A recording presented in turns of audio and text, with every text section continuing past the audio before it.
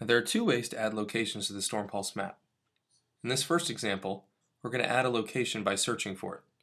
You can search for the city and state or the zip code. In this example, I'm going to type in Durham, North Carolina. This will jump me to the local weather page for Durham, North Carolina. So, since I'm logged in, I notice next to Durham, North Carolina in the header here, there's a link that says Follow Location.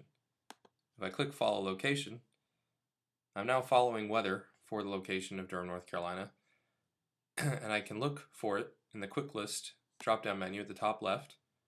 If I click this triangle, you can now see Durham,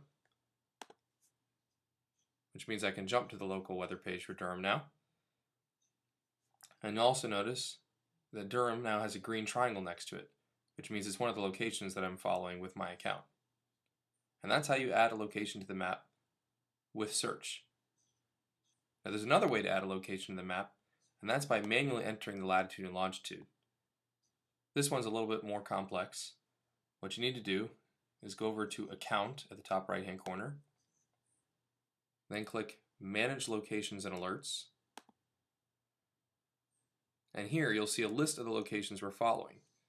The second item on the list is Durham. Let's pretend, for example, though, that I hadn't searched for it, but instead I had the latitude and longitude. Let's delete Durham for a moment. Location deleted. Let's continue managing our locations. You'll see Durham is no longer in the list. Now at the bottom of my list, it says Add a location manually or Search for location to add. We've already seen the search example. Let's add Durham back into the system manually.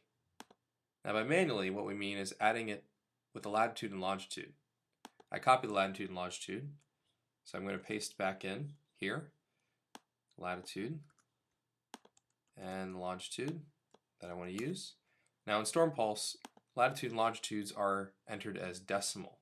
So if you have degrees, minutes, seconds, or some other format, you're going to want to convert that to decimal format. And there are websites to do that. One of them is called flashearth.com, and there are many other conversion tools that I'm sure you can find out there. Now the other thing you want to pay attention to is longitude. In the Western Hemisphere, longitudes in decimal format are negative. So make sure you use a negative symbol when you're entering the longitude.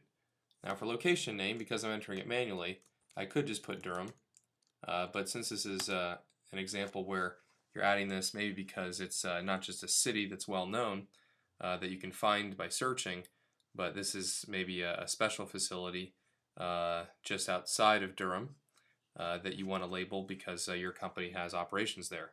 So I'm going to call this Durham Facility A. Location type, we'll just say it's a warehouse. The address is 123 Main Street. Second address line is optional. Now all these fields are optional except for the latitude and longitude. And for the city, it is in Durham, North Carolina. And we're going to click Add Location. That location has now been added to the map. And to prove it, let's go back and look at Charlotte again.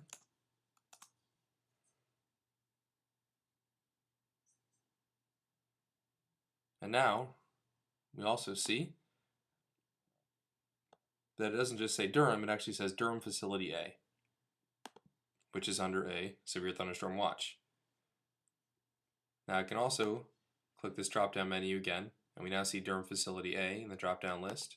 If I choose it, I now have a local weather page, severe weather page, dedicated to Durham Facility A. And that is how you add a location to the system using latitude and longitude coordinates.